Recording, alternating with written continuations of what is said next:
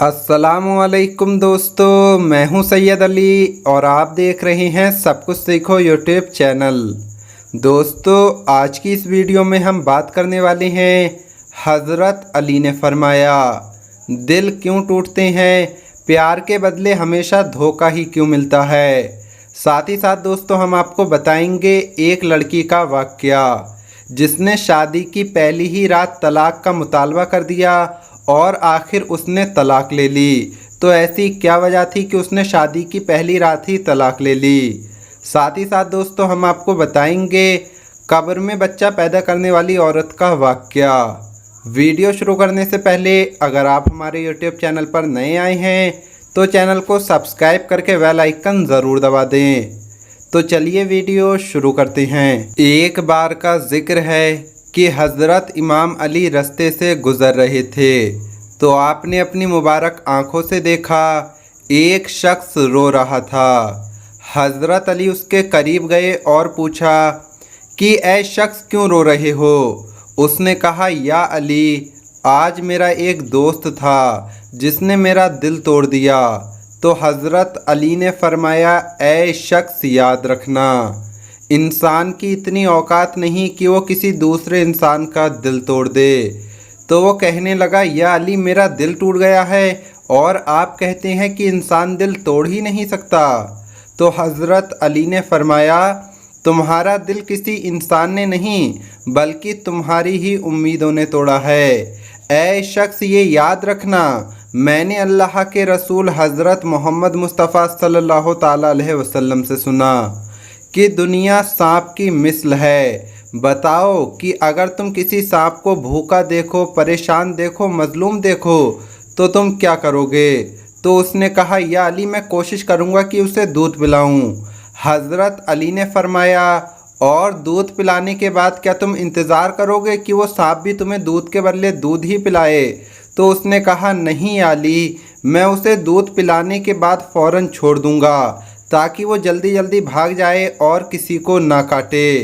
तो हज़रत अली ने फरमाया, बस ये दुनिया भी ऐसे ही है। जब भी इस दुनिया पर रहम करो, प्यार करो, हमदर्दी करो, वफ़ा करो तो इस नेकियों को करने के बाद भूल जाओ, क्योंकि तुम्हारा रहम, वफ़ा, मोहब्बत नेकियां हैं और नेकी का अज्र अल्लाह देगा, ये दुनिया नहीं। याद रखना, जिस तरह तुम सांप को दूध पिलाने के बाद उसे भगा देते हो, वैसे ही तुम इस दुनिया पर रहम, प्यार, हमदर्दी, वफ़ा करके उसे भुला देना, क्योंकि जैसे सांप की फितरत में पलटकर डंक मारना है वैसे ही इस दुनिया की फितरत में पलटकर तकलीफ़ देना है।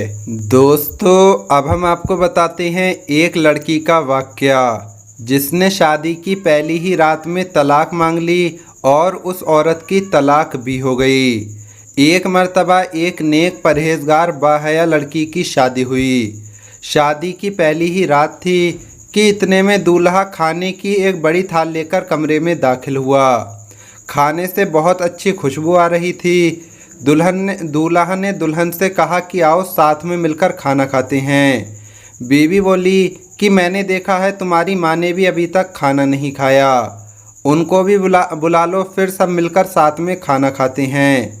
दूल्हा कहने लगा कि वो तो सो गई होंगी, छोड़ो हम दोनों ही खाते हैं। बीवी इसरार करती रही लेकिन वो इसी बात पर डटा रहा। जब उसने शौहर का रवैया देखा तो तलाक का मुतालबा कर दिया। शौहर उसके मुतालबे पर बड़ा हैरान हुआ लेकिन वो अपनी बात पर डटी रही और यहाँ तक कि दोनों में तलाक हो गई।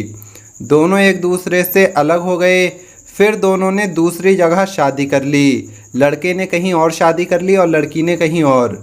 शादी को जब 30 साल गुजर गए तो औरत के बेटे हुए जो बहुत ही ज़्यादा मोहब्बत करने वाले थे। औरत ने इरादा किया कि हज करना चाहिए। सफ़र के दौरान उसके बेटे उससे मलका की तरह पेश आ रहे थे, पाँव ज़मीन पर लगने न देते थे। सहराही सफ़र था। रास्ते में एक आदमी पर नज़र पड़ी, बहुत बुरी हालत में था, भूखा प्यासा, बाल खराब थे, कपड़े फटे पुराने थे।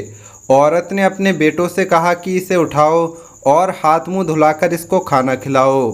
औरत ने जब उसे करीब से देखा तो वो जान गई कि ये आदमी जो था ये उसका पहले वाला शौहर था।